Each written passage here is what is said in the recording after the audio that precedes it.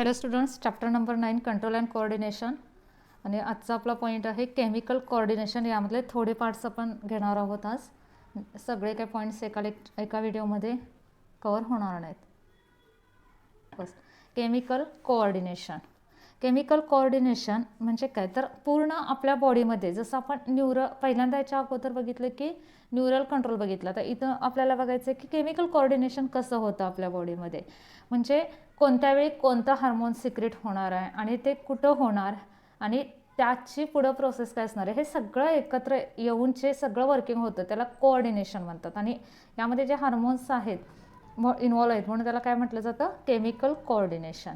आता यामध्ये काही पार्ट्स आहेत. ॲटोक्राईन. ॲटोक्राईन मीन्स जर त्या सेल म्हणजे सेलमध्येच सिक्रेशन होत असेल, म्हणजे टार्गेट सेल पण तीच असणार आहे आणि प्लस जी सेल सिक्रेट करणारी सेल पण सेम असेल, म्हणजे सेल स्वतः रिलीज करेल secretion to stimulate itself. म्हणजे स्वतःला स्टिम्युलेट करण्यासाठी जर ती सिक्रेशन सिक्रेट करत असेल तर त्याला काय म्हटलं जातं, autocrine. That is own cell. Paracrine that is neighbouring cell. Cell secrete or release secretions to stimulate neighbouring cell, त्याच्या जवळच्या सेलसाठी जर सिक्रेशन होत असेल तर. आणि एंडोक्राईन हे डिस्टंट सेल, म्हणजे जे काही सेल सिक्रेशन रिलीज करेल तर टू स्टिम्युलेट डिस्टन्स सेल, त्याच्या लांबच्या सेल म्हणजे बॉडीमध्येच असणार आहे पण दुसऱ्या पण डिस्टन्सवर असणाऱ्या थोड्या लांबच्या सेलसाठी. आणि फेरोमन्स दॅट इज अदर ऑर्गॅनिझम्स, म्हणजे जे काही सिक्रेशन होतं टू स्टिम्युलेट अदर ऑर्गॅनिझम, हे पूर्ण वेगळं असणार आहे. ॲटोक्राईन, पॅराक्राईन आणि एंडोक्राईन हे रिलेट आहे थोडं. Then endocrine system. Endocrine system controls body activities by hormones released directly into blood. म्हणजे त्यांचे जे काही सिक्रेशन्स आहेत ते डायरेक्टली ब्लडमध्ये सिक्रेट होतात. Carried out by blood and message relate to target organs. म्हणजे एंडोक्राईन सिस्टीम कशी काम करते, तर सगळे जे काही बॉडी ॲक्टिव्हिटीज आहेत ते बाय हार्मोन्सनं कंट्रोल केले जातात. त्यांचं जे काही सिक्रेशन आहे ते ब्लडमध्ये सिक्रेशन होतं, परत ते कॅरी पण केलं जातं ब्लडमधूनच आणि त्यातून एक मेसेज पोहोचवला जातो, रिले केला जातो टू टार्गेट ऑर्गन. ओके, अशा पद्धतीनं हे जे काय सिस्टीम आहे ती काम करते. Okay, next properties of hormone. आता म्हटलं की तर जे काय मेसेज जाणार आहेत, जे सिक्रेशन होणार आहे ते हार्मोनचं सिक्रेशन होणार आहे. मग या हार्मोनच्या काही प्रॉपर्टीज आहेत. It act as a chemical messenger, म्हणजे ॲज अ मेसेंजर म्हणून हे हार्मोन काम करतात, पण ते कसे आहेत, केमिकल मेसेंजर आहेत. Effective in very low concentration, अगदी कमीत कमी कॉन्सन्ट्रेशनमध्ये सुद्धा ते वर्क करतात, इफेक्टिव्ह आहेत. Functions as regulator that inhibition of stimulate or modify specific processes. As a regulator म्हणून काम करतात, म्हणजे एकतर inhibition of stimulate or modify specific processes म्हणजे काय, तर एकतर ते काही ठिकाणी स्टिम्युलेट करतील किंवा काही ठिकाणी प्रोसेस जे काही स्टिम्युलेट झालेले आहे त्याला इनहिबिट पण करतील आणि काही ठिकाणी ज्या काही प्रोसेस आहेत चालू आहेत ऑलरेडी त्या मॉडिफाय करण्याचं काम करतील. म्हणजे अशा पद्धतीनं त्या हार्मोनचं फंक्शन असणार आहे. Then some hormones interact with receptors on plasma membrane and some enter in nucleus. आता हे हार्मोन ॲक्च्युली कसे काम करणार की ते टार्गेट सेलवर काम करतील, म्हणजे तिथं केल्यानंतर काही हे फक्त त्यांचे जे इंटरॅक्शन आहे ते रिसेप्टर बरोबर होणार आहे, मेम्ब्रेन रिसेप्टर बरोबर. कारण ते प्लाझ्मा मेम्ब्रेन जे आहे सेलचं त्याला पास करू शकत नसतील तर तिथं त्यांच्यासाठी प्लाझ्मा मेम्ब्रेनवर रिसेप्टर असणार आहेत, त्यांच्यासोबत त्यांचा कॉम्प्लेक्स होईल आणि तिथं त्यांचं काम सुरू होईल. काही हार्मोन्स असे आहेत की जे प्लाझ्मा मेम्ब्रेनमधून एंट्री करू शकतात, ते आत जातील, न्यूक्लियसमध्ये जातील, म्हणजे पहिल्यांदा प्लाझ्मा मेम्ब्रेनला क्रॉस करतील, सायटोप्लाझममध्ये जातील, नंतर न्यूक्लियसमध्ये जातील आणि तिथं त्यांचं काम सुरू होईल. म्हणजे अशा दोन्ही प्रकारे हार्मोन्स काम करतात. आता प्लस हायपर सिक्रेशन ऑफ और हायपोसिक्रेशन, इथं और आहे, hyper secretion or hyposecretion of hormones lead to disorders. Hormones metabolised after, पहिल्यांदा हे बघूया सेंटेन्स की त्याचं हायपर सिक्रेशन होत असेल, म्हणजे सिक्रेशन जास्त होत असेल किंवा कमी होत असेल तरीसुद्धा काय होईल, ते डिसऑर्डर्स होईल. म्हणजे त्यांचं जी काही व्हॅल्यू आहे ती नॉर्मल पाहिजे तरच सगळे फंक्शन्स आपल्या बॉडीचे व्यवस्थित होणार आहेत. Hormones metabolised after their function. एकदा फंक्शन त्यांचं झालं की त्यांचं मेटाबॉलिझम होतं आणि ते कॅनॉट बी रियुज्ड, परत ते यूज केले जात नाहीत. Hormone secretion regulated by positive or negative feedback mechanism. आता सध्या आपण इतकंच बघूया. यावरती डिटेल आता मी सांगत नाही तुम्हाला की लास्ट काही ठिकाणी मी पॉझिटिव्ह फीडबॅक मेकॅनिझम किंवा निगेटिव्ह फीडबॅक मेकॅनिझम हे डिस्कस केलेलं आहे. आता ह्यांचं रेग्युलेशन कसं होतं, positive or negative feedback mechanism. Then mechanism of hormone action. जसं आपण लास्ट स्लाईडमध्ये बघितलं की काही हार्मोन्स काय करतील तर प्लाझ्मा मेम्ब्रेनवर जे काही रिसेप्टर आहेत त्यांच्याशी कॉम्प्लेक्स बनवून त्यांचं वर्किंग सुरू करतील. काही हार्मोन्स असे ते प्लाझ्मा मेम्ब्रेनला क्रॉस करणार, आत जाणार सायटोप्लाझममध्ये, तिथं त्यांचे जे काही रिसेप्टर मॉलिक्युल आहेत त्याच्याबरोबर कॉम्प्लेक्स तयार करतील आणि ते दोघं एकत्र न्यूक्लियसमध्ये एंटर करतील आणि तिथं त्याचं फंक्शन होईल. तर हे दोन मेन मेकॅनिझम आहेत हार्मोन ॲक्शनचे. फर्स्ट आहे mode of hormone action through membrane receptor. म्हणजे हार्मोनचे जे काही रिसेप्टर आहेत ते कुठं असतील, प्लाझ्मा मेम्ब्रेनवर. इथं डायग्राम आहेच, आपण बघूया. हे फर्स्ट डायग्राम आपल्याला बघायचे आहे. तर इथं त्यांचे काय असणार आहेत, रिसेप्टर असणार आहेत, ओके, हार्मोनचे. आणि इथून हार्मोन हा येईल, इथं रिसेप्टरला बाइंड होईल आणि नंतर त्याचं आतमध्ये जाऊन वर्किंग सुरू होईल. ओके.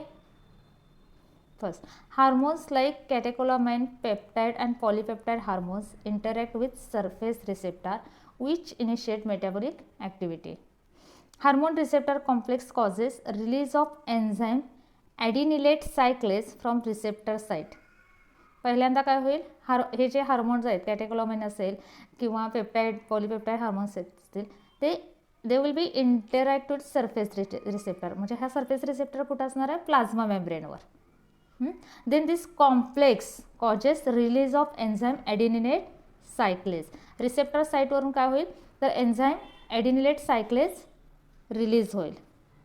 जसं इथं हार्मोन आल्यानंतर हा कॉम्प्लेक्स तयार होईल आणि त्यानंतर इथं काय होईल तर एन्झाईम ॲडिनिलेट सायक्लेज रिलीज होईल. त्यानंतर this enzyme form cyclic AMP from ATP of cell. It will form cyclic AMP. Okay.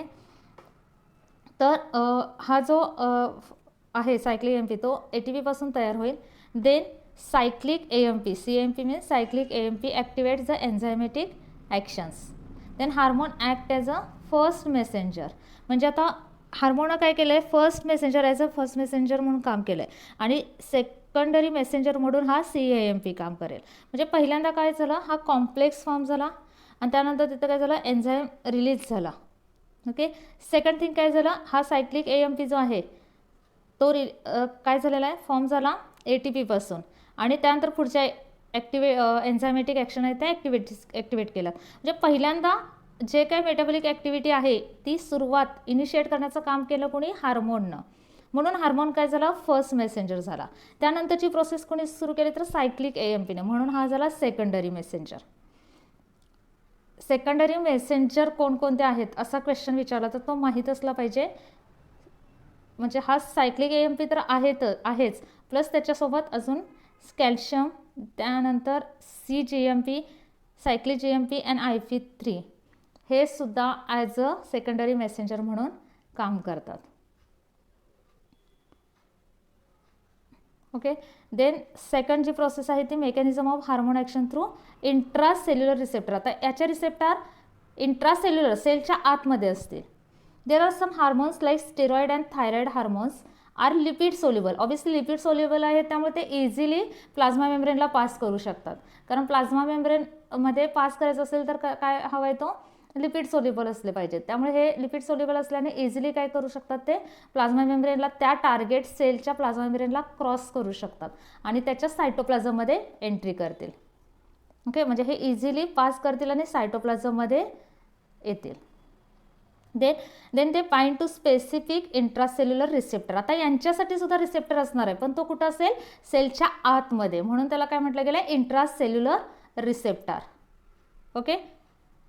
Forming a hormone receptor complex. आता परत हार्मोन आणि रिसेप्टर कॉम्प्लेक्स तयार होणार आहे, जो अगोदरच्या याच्यामध्ये कसं कुठं होत होता तर प्लाझ्मा मेम्ब्रेनवर होत होता. इथं मात्र तो सायटोप्लाझममध्ये आत येऊन होणार. Then this complex enter in nucleus. नंतर तो हा कॉम्प्लेक्स काय करेल, हा जो कॉम्प्लेक्स आहे तो न्यूक्लियसमध्ये एंटर करेल. Then where it bind to specific regulatory site of DNA, त्यानंतर तो DNA ला बाइंड होईल. Then activated gene transcribe mRNA which directs protein synthesis and enzyme in cytoplasm. त्यानंतर काय होईल, हा जो जीन आहे तो ॲक्टिवेट झालेला आहे, म्हणजे तिथं आतमध्ये गेल्यानंतर तो मेसेंजर ॲज अ मेसेंजर म्हणून काम करतो. मेसेज पोचल्यानंतर काय होईल, तिथं mRNA ट्रान्सक्राईब mRNA आणि पुढं काय होईल, त्याचं प्रोटीन सिंथेसिस होईल आणि protein synthesis and enzymes in cytoplasm. आता action of lipid soluble hormone is slower, म्हणजे हे जे काही लिपिड सोल्युबल हार्मोन्स आहेत त्यांची ॲक्शन ॲक्च्युली स्लो होते बट लॉंग लास्टिंग, म्हणजे बराच वेळ राहते. ओके, म्हणजे ही ॲक्शन जरी स्लो असली तरी ती कशी असणार आहे, लॉंग लास्टिंग असेल. आता ही प्रोसेस झाली की हार्मोनचं ॲक्च्युली मेकॅनिझम कसं होतं, तर आपल्याला आता पुढं बघायचं आहे की हार्मोन एक्झॅक्टली कुठून रिलीज होतात, कुठून सिक्रेट होतात, किंवा त्यांची ॲक्टिव्हिटी काय आहे, ॲक्टिव्हिटीज काय आहेत हे आपल्याला बघायचं आहे. पहिल्यांदा major endocrine glands. Endocrine glands, आता एक्झोक्राईन ग्लँड आणि एंडोक्राईन ग्लँड ह्या दोन्हीचा डिफरन्स तुम्हाला माहितीच असेल. आता इथं आपल्याला हार्मोनचं बघतोय म्हटल्यावर आपण काय बघणार आहे, इथं endocrine glands. Okay,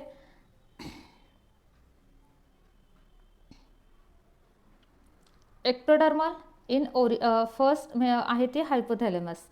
it is ectodermal in origin and located at floor of डायन्सिफिलॉन.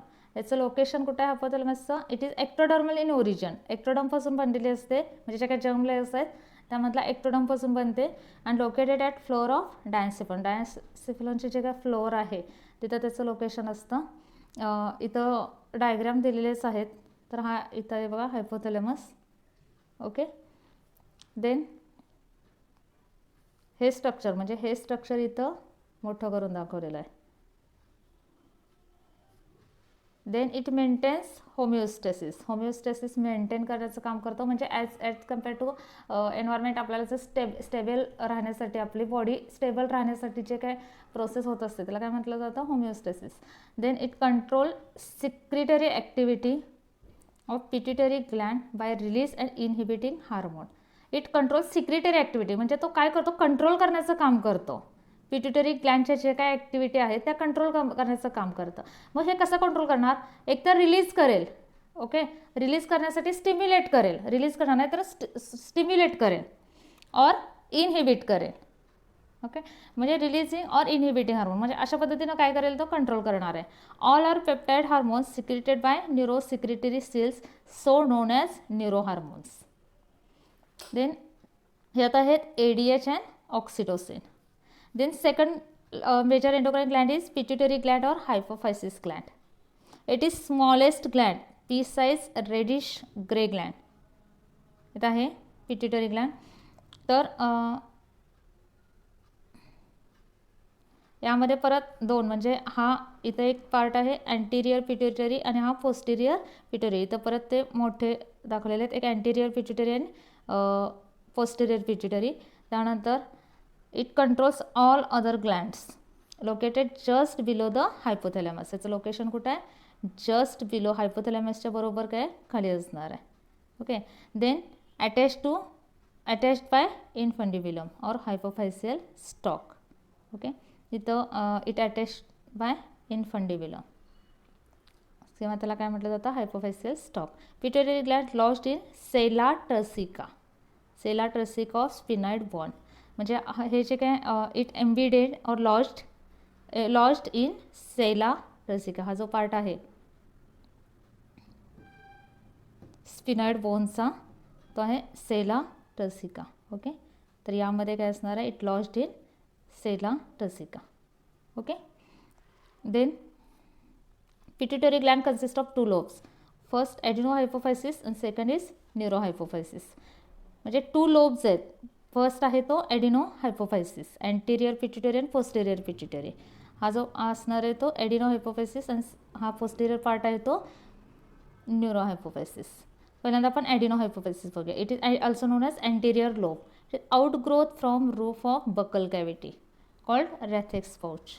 Larger lobe, highly vascular and cellular part contains various types of epithelial secretory cells. हा ह्याची जे आउटग्रोथ आहे तो रूप ऑफ बकल कॅव्हिटीच्या रूपपासून त्याचं आउटग्रोथ आहे आणि लार्जर आहे, हायली व्हेस्क्युलर आहे, cellular and contains various types of secretory cells, acidophils, basophils and chromatophores. It differentiated in 3 parts, pars distalis, pars intermedia and pars tuberalis. इथं जर बघितलं तर आपण pars intermedia आहे, त्यानंतर pars distalis आहे, pars distalis of adenohypophysis and then third one आहे तो pars distalis, pars inter and pars tuberalis. Okay, next neurohypophysis. It is posterior lobe, grows as downward extension of hypothalamus, connected directly to hypothalamus by axon fiber. Connection of Prathex pouch and pituitary gland lost in embryonic condition.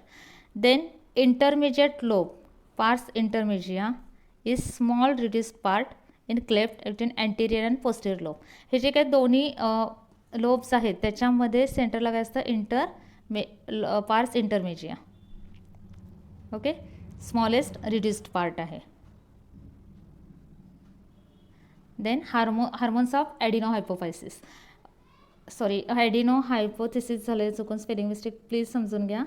ॲडिनोहायपोफायसिस असं spelling आहे त्याचं, ॲडिनोहायपोफायसिस by mistake झालेलं आहे ते. त्याचं first hormone आहे somatotropin or somatotropic hormone, STH or growth hormone. Growth hormone आहे obviously stimulate growth and development of all tissues. Highest secretion till puberty, प्युबर्टीपर्यंत त्याचं सिक्रिशन हायेस्ट असतं. म्हणजे आपल्याला माहितीच आहे की ग्रोथ पिरियड जो आहे किंवा प्युबर्टीपर्यंत ग्रोथ काय होते, अगदी हायेस्ट होते. त्यानंतर तो कमी होतो, जस्ट काय होतं त्याचं सिक्रेशन कमी कमी होत जातं. But continuously secreted throughout life for repair and replacement of body tissue or cells. म्हणजे पूर्ण थ्रू आउट लाईफ ते सिक्रेट होत असतो. हे कशासाठी, तर replacement of body tissue and body cells. Then hyposecretion. आता सोमॅटोट्रॉपिक हार्मोन किंवा हा ग्रोथ हार्मोनचं जर सिक्रेशन कमी झालं, it will in childhood it will causes pituitary dwarfism, stunted growth काय होते, कमी होते. त्याला म्हटलं जातं, हे चाइल्डहुडमध्ये असेल तर त्याला पिट्युटरी डॉर्फिझम असं म्हटलं जातं. हायपर सिक्रेशन जर होत असेल, सिक्रेशन जास्त झालं इन चाइल्डहुड, तर तिथं किग्नॅटिझम, दॅट इज ॲबनॉर्मल हाईट. जे नॉर्मल हाईट आहे त्याच्यापेक्षा जास्त हाईट होते, तर याला काय म्हटलं जातं, किग्नॅटिझम. ॲडल्टमध्ये जर हे झालं असेल तर त्याला ॲक्रोमेगाली असं म्हटलं जातं. डिसऑर्डरला it is disfigurement and enlargement of bones of nose, lower jaw, hands, fingers and feet. जे नॉर्मली जे स्ट्रक्चर आहे, नॉर्मली जे काय त्याचं लेंथ आहे त्याच्यापेक्षा जास्त बोन ऑफ नोज, लोअर जॉ या सगळ्याची लेंथ जास्त असते, याला म्हणायचं ॲक्रोमेगाली.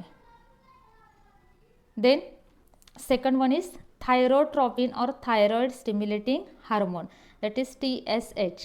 It stimulates thyroid gland to secretion of thyroxine.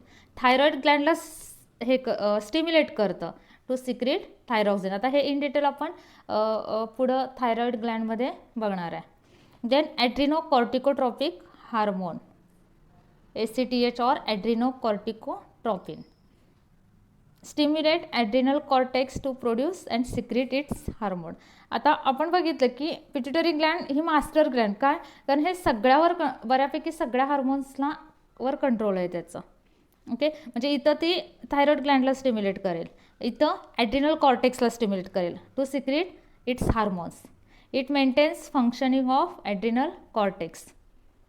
Then prolactin or luteotropin or mammotropin, unique among pituitary hormone, activates growth of breast during pregnancy. प्रेग्नन्सीमध्ये ब्रेस्टची ग्रोथ म्हणजे होण्यासाठी त्यासाठी तो ॲक्टिवेट करतं. Then stimulate milk production, secretion of milk by mammary gland after childbirth. Childbirth झाल्यानंतर milk production, म्हणजे milk production plus काय, तर सिक्रेशन ऑफ मिल्क, मेमरी ग्लँडमधून जे काय सिक्रेशन आहे मिल्कचं आफ्टर चाइल्डबर्थ, त्यासाठी ते काय करतं, प्रोलॅक्टिन स्टिम्युलेट करतं. त्याचं नाव सुद्धा prolactin, luteotropin or mammotropin. Then gonadotropin, follicle stimulating hormone or FSH. It stimulates growth of ovarian follicle in फिमेलमध्ये ओव्हेरियन फॉलिकलची ग्रोथ होण्यासाठी ते स्टिम्युलेट करतं. In males it concern with development of seminiferous tubules. Seminiferous ट्युबिल्सची growth development आहे त्याला त्याच्याशी related आहे follicle stimulating hormone. Then luteinising hormone. In females it helps in ovulation. Ovulation means discharge of ovum from Graafian follicle. Okay, Graafian फॉलिकलमधून ovum discharge होणं त्याला काय म्हटलं जातं, ओव्युलेशन. तर FSH and LH stimulate ovaries to produce oestrogen. Oestrogen produce करण्यासाठी ओव्हरीजनं stimulate केलं जातं. फाईल LH induce ruptured follicle to develop into corpus luteum.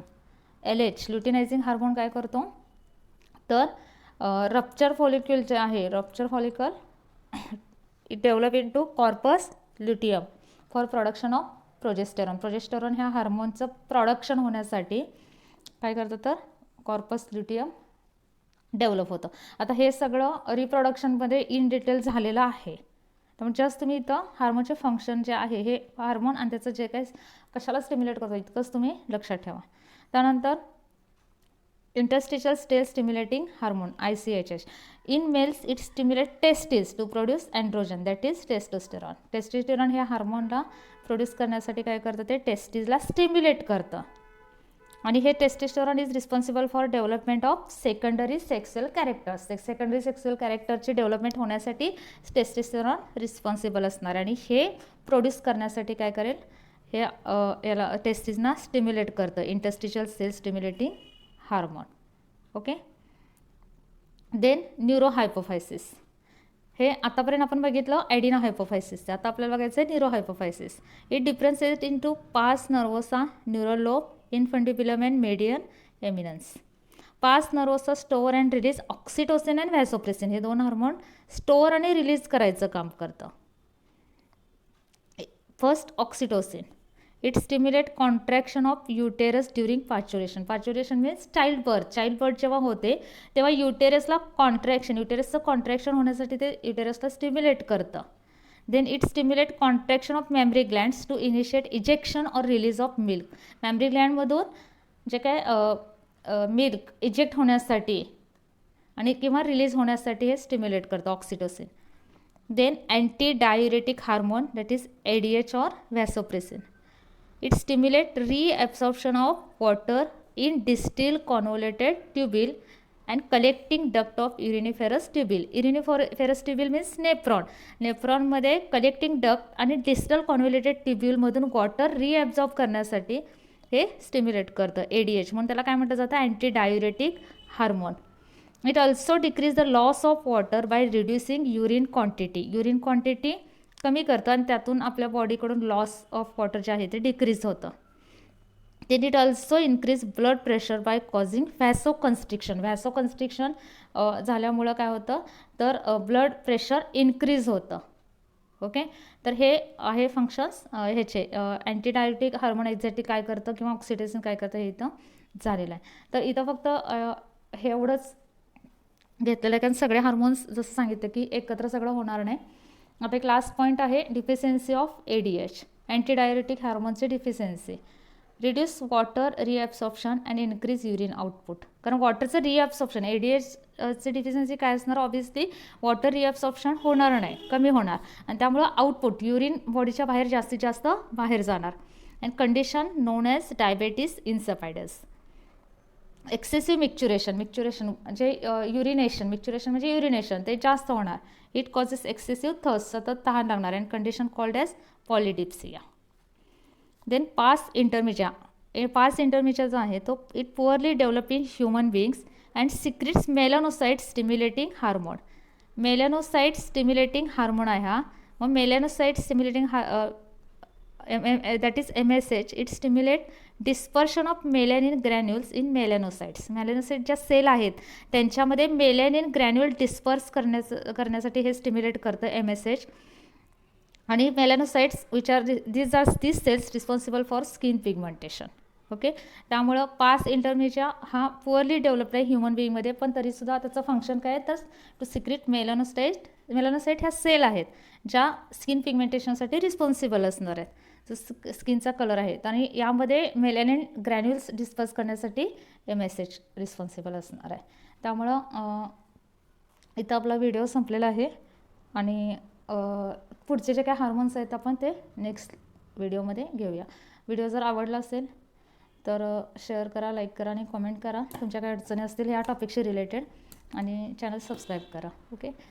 आणि काळजी करा नका, काळजी घ्या आणि अभ्यास करा. थँक्यू.